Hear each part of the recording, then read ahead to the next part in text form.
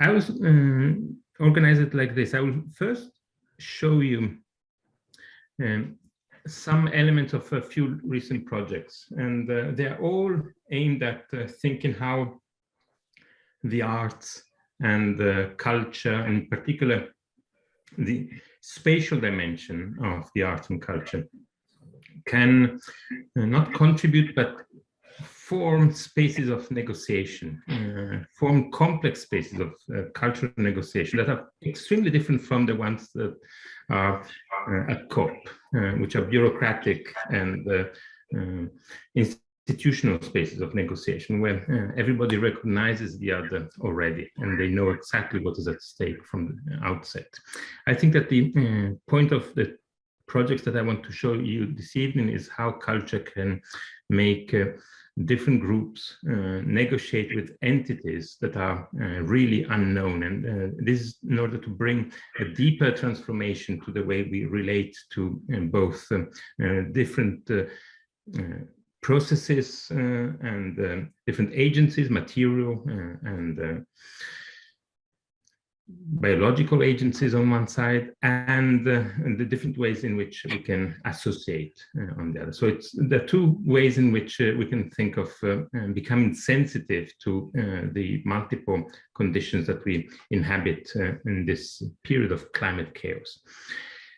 So I'll share my screen and let me.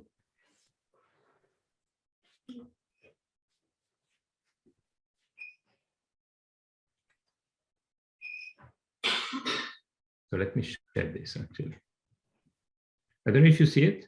Yeah. Can you see Scotland? Yes. Yes. Okay. So this is my little contribution to, it's like me trying to be there.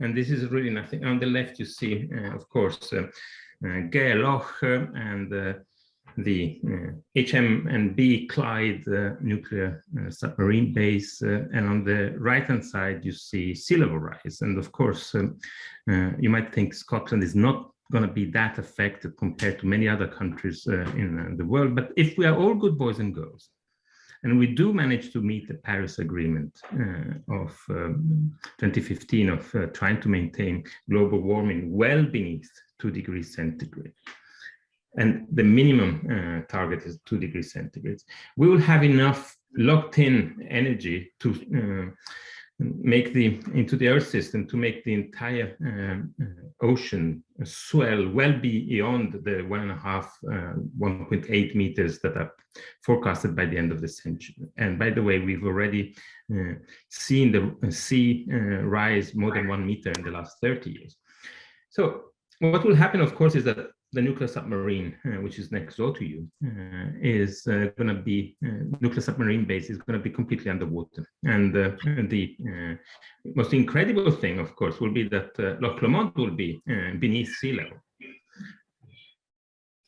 You might think it's a minimum impact, but if we start understanding the larger implications of sea level rise, and this is a series of images on the right that are really not even considering the complex multi-dynamics of sea level rise that are connected to, of course, tidal waves and storm surges and very complex reorganization of the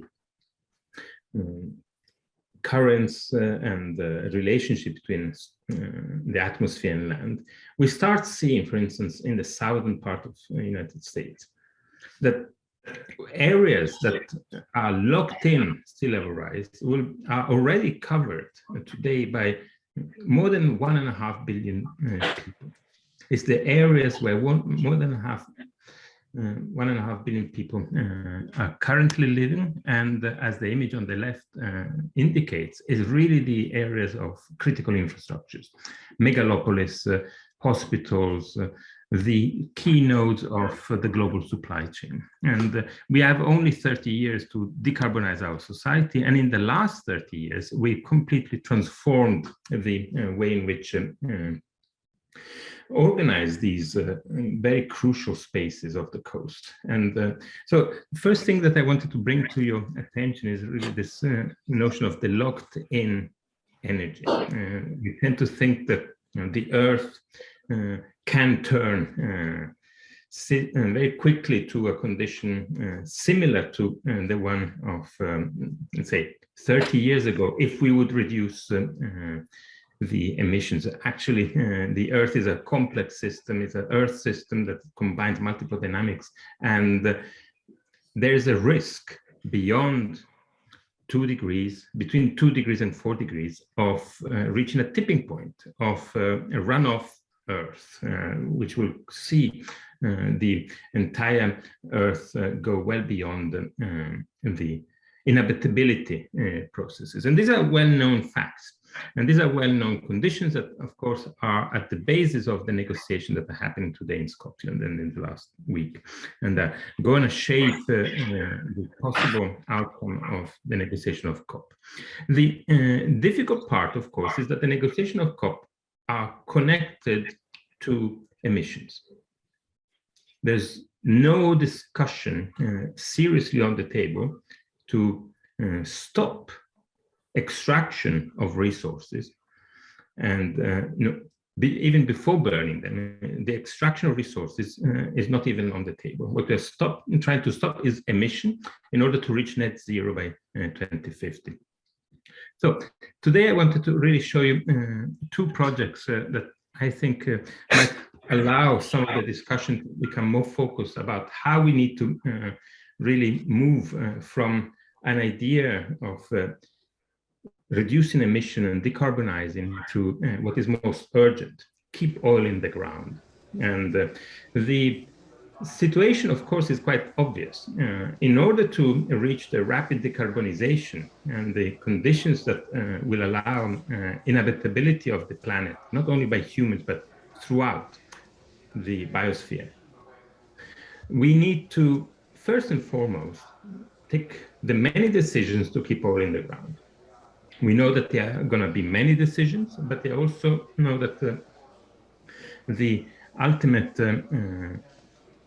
tangent condition that we are trying to avoid demands all of us to keep oil in the ground. And at the same time, and this is the difficult part, which is presented here in the project of the Museum of Oil, the Territorial agency, which I'm representing this evening, and together with Greenpeace and the Center for Median Culture and Bruno Latour, is that we can't keep oil in the ground. We can't keep oil in the ground because it is really what sustains us. It's what sustains humanity. We almost literally eat oil. We eat food that has been fertilized via the Haber-Bosch process that extracts nitrogen from the atmosphere using enormous amounts of energy derived from the refinement of petroleum. And it is that energy that allows the humanity not only to be able to harvest the incredible amount of energy that is necessary for our sustainment in the form of proteins and all the supply, the food chain that derives from net primary production, but it's oil that allows the distribution of food. It's oil that allows the organization of every single element of our sheltering environment, our protection environment, in particular the roofs above us, most probably even in the building where you are, will have a strata of plastic. They will be impregnated with conditions with materials that are directly derived from the refinery of oil. So the Museum of Oil is a very strange process. It's a very strange project because it tries to look at us as a civilization, as if we will be looking at the caveman, the situation really as if how to understand this civilization that is so dependent on this absurd lure for oil. But at the same time, it's an ambiguous proposition because it's not clear whether the Museum of Oil is now looking at the future of territories that are completely wrought by oil, Can you lower the volume of the video because we cannot hear you? Just a little bit. Sorry about that. Is it better? Yeah, that's right. Thank you. But I want it to be loud for the next 5 No, seconds. no, but we cannot hear you at all if you speak on top.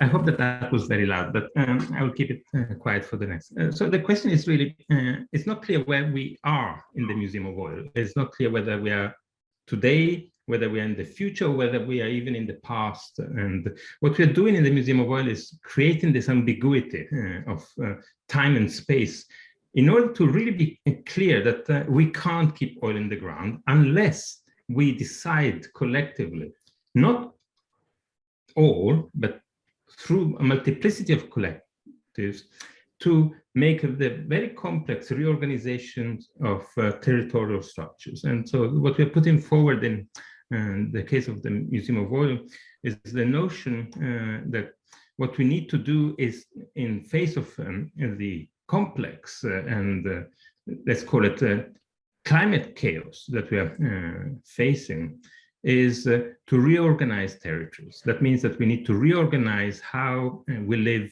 on a specific space, a specific set of material fluxes, energy fluxes, and information fluxes, that in order for us to politicize that and to be clear how to engage with it. The last images that I showed, I hope they were very loud, was, of course, oil prospecting. It's an activity that is the most incredible aspect of oil, of the oil industry, of which we are so dependent. There's been an increase of scientific prospecting in looking for oil that is almost 5 times in the last 20 years what it has been in the previous 60 years. And this has to do with the most difficult element of the oil industry to grasp. And Scotland is even, of course, completely exposed to the oil industry. And that is the so-called RPP, the RRP, the reserve replacement ratio. That means that when you have reserves of oil, because oil is a commodity, it's power, it's a condition of access to government. It's an incredible commodity that is very easy to extract, but it brings immediate riches. What you want to show to the investments that are put into the oil industry is that you can replace the reserves, that you're not going to run out of reserves. And this is the big problem of the oil industry in the north of Britain, particularly Scotland, which is has difficulties in showing that it can replace the reserves. And this is really the difficult part to grasp, because we know that oil is difficult to keep oil in the ground. It's difficult to keep oil in the ground, but we tend to think that its danger is really environmental. It's an environment problem. Maybe it's got to do with CO2 emissions. Definitely it's got to do with oil spills. Definitely it's got to do with the destruction of nature, or what we used to call nature. But we don't see how dangerously exposed our economies, our politics, our democracies are to the oil industry. So we have become completely subjugated to this idea of changing the reserves.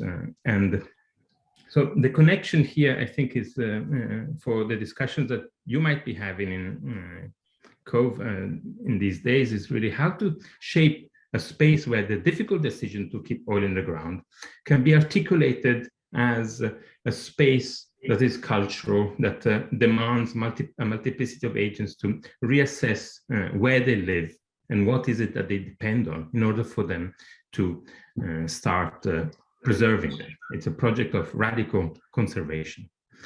The connection, of course, is also to oceans, as you see, and you might know that together with TBA21 Academy, we've been working on a large project on oceans. I think that the difficult part really to address in negotiations like those of COP is that the entities that are represented are somehow small bundles of space, more or less contained in what we call nations. So we tend to imagine entities like India or Great Britain or even the European Union as a rather mid-sized agent. And the question then is one simply of composing territories as if they would be a puzzle that eventually form the entire globe. But the reality, of course, in thinking the conditions that need to be renegotiated in order to remain human in the epoch of the Anthropocene, indicate that the territories we inhabit are far more complex than perimeters that are adjacent one to another. They are connected and stratified, and they operate at magnitudes that are very difficult to grasp. So that when I'm going to present you now the second project, the Oceans in Transformation, bear in mind three elements. The first one is the movement from precision of understanding the upheavals of the Earth in the Anthropocene.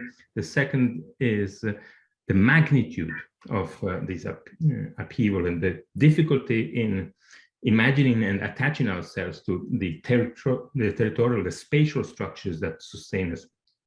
And the third one, how difficult it is to imagine politics today, different ways of associating each other in a phase where the entire organization of technology is, and technologies of industry, but also politics and media and information is all geared towards forgetting, and like a gigantic administration of forgetting, to use a term by Anne McClintock. So we are dealing with three major problems. It is difficult to overcome the multiplicity of precisions. It's difficult to understand the magnitude, and the politics are completely at odds with what we need to attain. So what we did with TBA21 Academy, our contemporary in Venice, in this project on oceans in transformation that looks at how to imagine a planet in deep transformation, like in the Anthropocene, from an oceanic perspective, was to start with sea level rise. Like we started the evening by indicating sea level rise in the Clyde, and we marked on the facade of San Lorenzo, the Church of San Lorenzo in Venice, this beautiful building, church, decommissioned church, transformed into ocean space in order to promote oceanic preservation and advocacy through the arts by TBA21 Academy. We marked future sea level rise. And as you see, this is the, in the forefront, you see the usual height of the sea in the Venice Lagoon. And if we project, well, in the next century, the water will be up there. And there's no large infrastructural project that's going to keep the water within levels of inhabitability for large parts of the world. Shanghai is going to be underwater, Venice is going to be underwater, New York is going to be underwater. All the largest conurbations and the largest sources of food are going to be underwater. So this is really an intimation to start thinking the oceans not as something that is away, and not something that is remote from us, but really something that is intimately connected to our spaces. And I wanted to indicate that that horizon is, of course, a shifting horizon. It's an horizon that is going to rise. When we are above the horizon, we tend to imagine that the horizon is really the intersection of the gaze of with the surface of the planet. Is what organizes our politics, is what organizes and distributes commerce. It's what organizes our capacity to locate ourselves and to recognize ourselves. In particular, if we think how in a strange pre-modern notion, we would be beings that live in a terrestrial element. We're not ocean or sea inhabitants. So what happens is really that when the ocean rises, it affects completely the trophic cascades, both above the ocean and beneath the ocean. And so when we are within water, we start seeing no longer the horizon of the infrastructural structures of the globalized world of capitalism, but we start having multiple refractions, multiple differences, and we need to reorganize all our associations. We need to reorganize how we see things, how we interpret things. So the oceanic is never to be understood as that space of the glimmer at the horizon, but it's really a space that is about to submerge us and requires a complete reorganization of the connections between words and their significance and the signifiers. So it's a condition that always demands us to think carefully what is at stake in organizing our spaces of organization and spaces of operation, our institutions, our collaborations. This is an image that is produced over 50 years. It's like a very long exposure image. It's produced by analyzing all the data accumulated by the Landsat project of the United States Geological Survey that has orbited the planet since 1972. And we've analyzed, in this case, the city of Houston, the metropolitan area of Houston, and you see in red areas that were stable in up to the between 1972 and the 1985, in green areas that were from 1985 to 1995 stable, and in blue everything that has changed since 1995. And you see the incredible expansion of so-called impervious surfaces that are not possible to be absorbing water in case of rainfall and so on. So you start seeing that when we're talking about the rapid acceleration of the Anthropocene, what we are really talking about is something that's difficult to grasp because it takes time to occur. At the local level, you might think, yeah, they've changed that neighborhood, they've expanded that industrial sites, but at the magnitude of an entire metropolitan region, you start seeing the entire complete upheaval. And what is white is everything that has been changing constantly during the last 30 years. And then you see this grayish zone. That is the area in Houston that is going to be underwater if we meet the 2 degrees goal of Paris. So what we're facing here is a situation where it's going to be raining more and more because of the storms and because of the hurricanes, and there's no water that is going to be able to flush away to the sea because the sea is going to be right there in the center of Houston. But this is not the only situation. So it's really happening everywhere. It's happening, of course, in Venice, it's happening in Hawaii, in Southeast Asia, in Glasgow, it's happening. A city like Cambridge will be on the sea in the beginning of next century. And so what we started looking at, and this is the idea of negotiation, is that this zone of the horizon between minus 200 meters, where photosynthesis is still possible underwater, and plus 200 meters is where we should focus. It's where we should focus in our attempts to decarbonize society, decarbonize our economies and our cities and our organization and structures, not only as we're imagining these spaces today, but somehow prefiguring how they would be in the coming centuries when they will be an encountering with the opening up of the oceans. So this is what we call the sensible zone, this very strange space that is both above and beneath water that we think needs to be the locus, the site of complex renegotiations.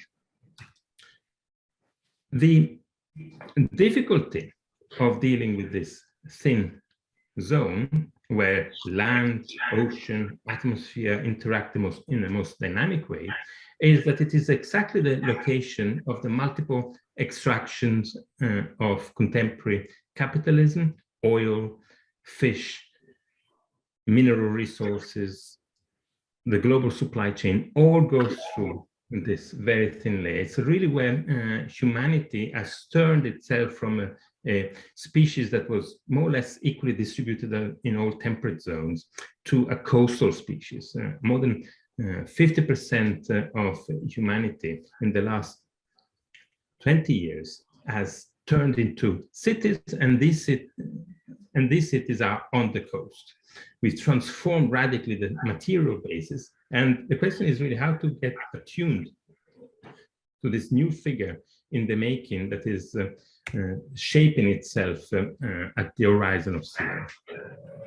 So for instance, when we go back to Venice and we consider it at a different magnitude, we consider the problem of sea level rise not at the level of the beautiful Serenissima city, which you see in this little spot in this series of satellite data images and with its lagoon.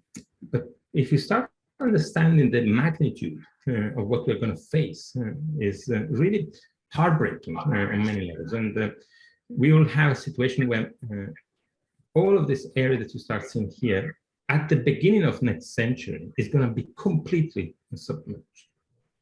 And this is without taking into consideration the melting of the Arctic, of the Greenlandic ice sheet or the Antarctica. If that collapses, and there are multiple indications that it is at the tipping point, we might be completely in a situation where Milano will be underwater, where the entire Pianura Padana, which is the largest productive region in the entire European Union, will be underwater. So what we need to do, and this is the space of negotiation, is start reorganizing our associations with the multiple entities that are important for us to remain alive in that area. We need to re-engage with spaces that imagine us operating with more water, and that means with more lagoons, with more wetlands, with more mangroves, with more grasslands, with more biosphere that can maintain the carbon stocks in the ground.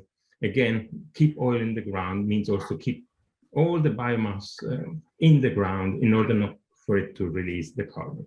So we start having an understanding that we will need to reinvent polities, we will need to reinvent association, we will need to reinvent notions of citizenship for that specific task in the next 30 years. And it's really the time that we've left ourselves to operate. 30 years, nothing, in order to completely reorganize this space. And we need to seriously imagine how cultural enterprises, how artistic initiatives, how education, it needs to be all geared toward re-establishing a spatial turn towards the new Earth that we're discovering in the Anthropocene. The Earth that we're discovering in the Anthropocene is not really the blue planet seen from the Apollo mission that has so much enthralled the ecological imaginations from the late 60s onwards. The notion of the blue planet, of course, always brings with it, there are no borders, there's no boundaries. And in reality, what we need to really get into is an understanding that there are a multiplicity of boundaries. There's nothing else than a growing exponential situation with more and more boundaries, in particular boundaries between ways of knowing, between modes of operation, between modes of existence, between cultures, between ancestral futures, between contemporary forms of evaluation and validation of economical activities that need to be somehow reassociated in very complex negotiations. A quick video to explain you maybe better than I can what the project is.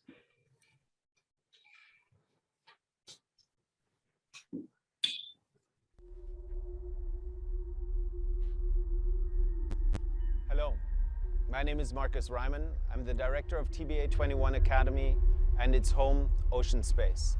Ocean Space is a new center in Venice, catalyzing ocean literacy, research and advocacy through the lens of art.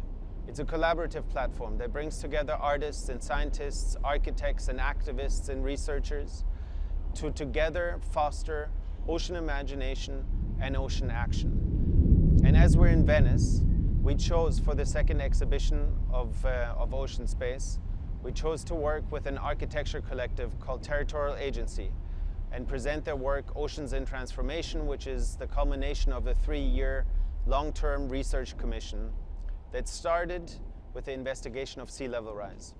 And what better place to investigate sea level rise than in Venice? So I invite you now to follow me into the exhibition and see the work.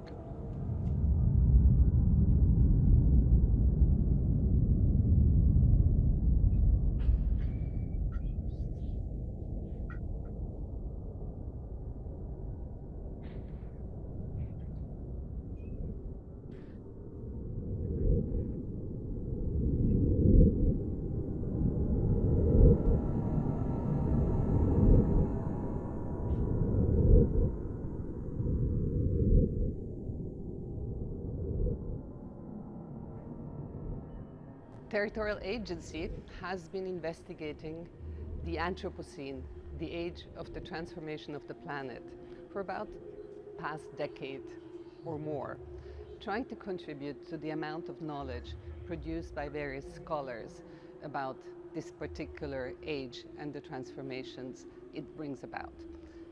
Oceans in Transformation is an attempt to unravel the mechanisms of transformations on the planet from an oceanic point of view, meaning looking at the Anthropocene from the oceans. So the question they are posing initially is, how can we sense, how can we make understanding the transformations of the oceanic, whereas the ocean is an area that is invisible, that doesn't afford us a view into its body, if you want. So what instruments, what possibilities of knowing do we have in order to develop an image of the oceans and its transformation? One. And secondly, how can we bring together the various ways of knowing, the various sciences, investigations, data collected on the ocean, so that they form a body of knowledge and are syncretized as one coherent story of the ocean. And in order to do that, they have both developed an aesthetic representation.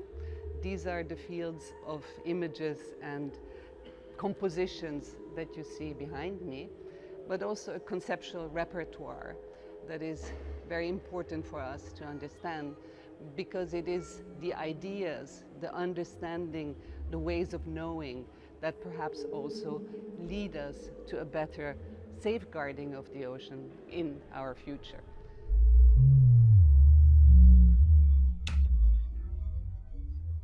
In thinking of the ocean and in thinking the contemporary entry into what scientists have started alerting to us of the new epoch of the geohistory of our planet, the Anthropocene, we face a major danger. We face a major danger, and that is a danger of identification. The neatness of identifications, in particular, the possibility of associating entities to names, the capacity to indicate in cause and effect is somehow precluding our attention, our sensitivity to the complex form-generating processes that are occurring on what we used to call the Earth, but I would really intimate all of us to start thinking it through the work of James Lovelock and Lee Margulis as Gaia. The intrusion of Gaia, the opening up of Gaia as a secular space that is organized through multiple interrelated processes that are never following an overarching scheme. There's no teleology in Gaia, but at the same time that are geared toward the maintenance of inhabitability of the planet is really the difficult part, because what we start seeing is that we associate forms to their origin rather than following the multiplicity of connections, the multiple relationships where each signifier is at the same time sensing, at the same time receiving and transmitting the information. So what we try to do in the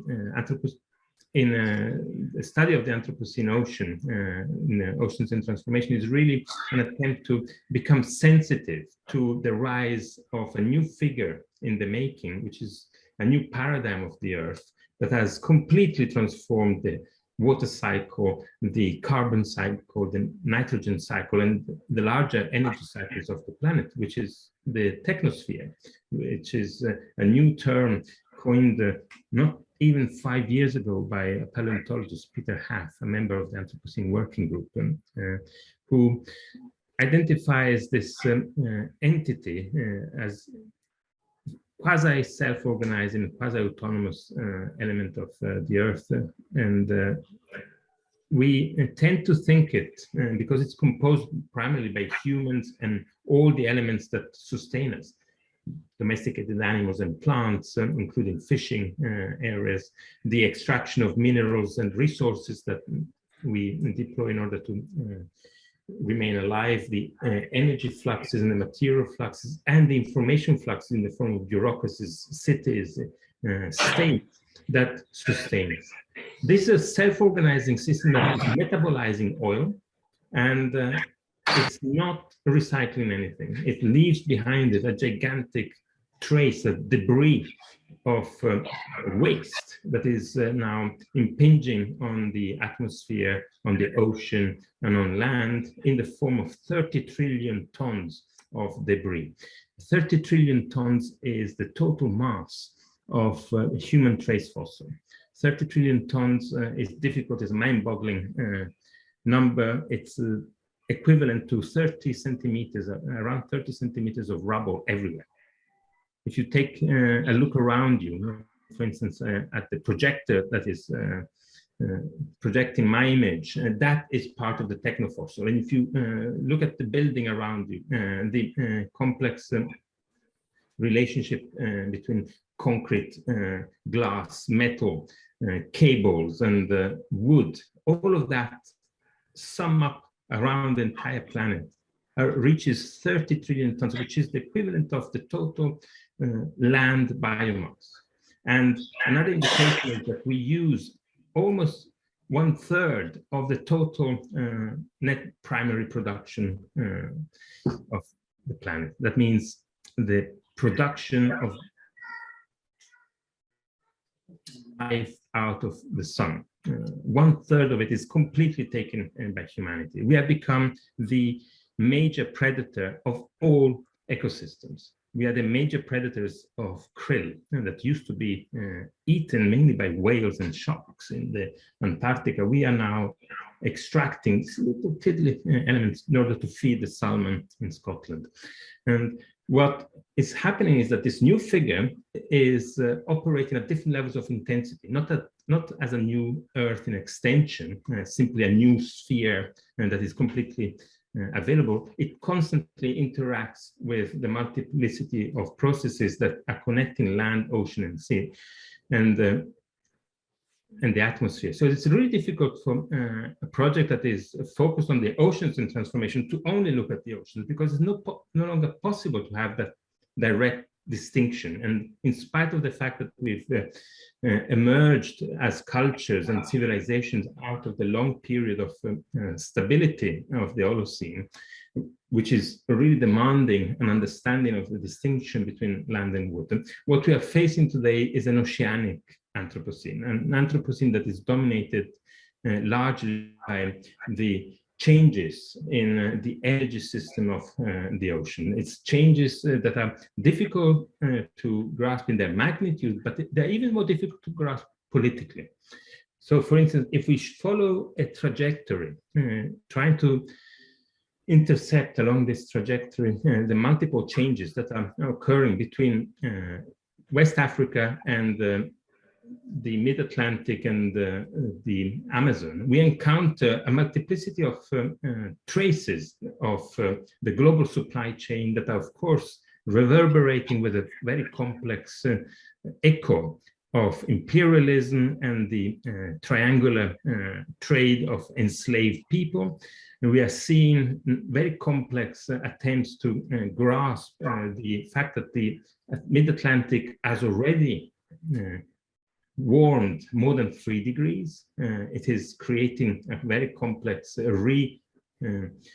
greening of the sub-Sahara, which is then diminishing the aerosols that are transported by the wind, lifting the sand of the Sahara and organizing the major nutrient for the Amazon. So we start seeing that in a place like COP, we talk about deforestation as if it will be a bonded entity, the deforestation of the Amazon as if it will be completely separate from the deforestation in West Africa, not connected to deep sea mining, not connected to the deep histories of colonization and empire, not connected to the very complex connection between international communication and underwater cables and so on and so forth. So the question is really, how do we make spaces for negotiation that are ambiguous enough, challenging enough, so that the negotiators, which are all of us, all of the humans, need to reassess and reorient themselves in order to determine what it is that they need to remain alive. And this is where we encounter really the difficulty of contemporary forms of politics that are all geared towards an idea of nature that is an economical idea, an idea of nature as a system that is organizing entities that are somehow interacting one with the other, and eventually larger systems emerge. But what really needs to be addressed is individual entities. We have an idea of nature, and that is completely derived from a neoliberal notion of the market.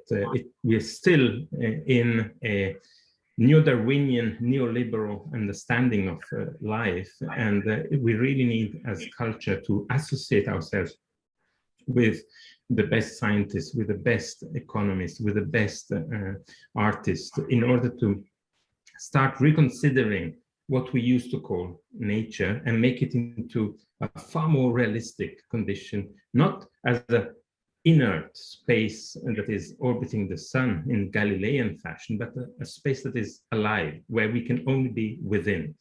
And so the questions are really how to use the multiplicity of abstract signs of science in order to create affect, in order to create affect through disorientation, in order to really instigate a realignment of our words with our things, between our polities and the multiple other agents that are engaging together with us in trying to be alive for more than 50 years. So this is the few elements of 2 big projects that I wanted to share with you. The first was Museum of Oil with Greenpeace, how to keep oil in the ground when we know that we can't. And the second one, how to think from the ocean, a body that we can always ever imagine as either a whole or as untenable space of primordial life, or as a space of navigation and interactions, as an economical space. So the challenge is really to think it spatially, and to think how to that spatial readdressing and reorganization can create an image for common action that can reassociate multiple polities. So thank you for your attention.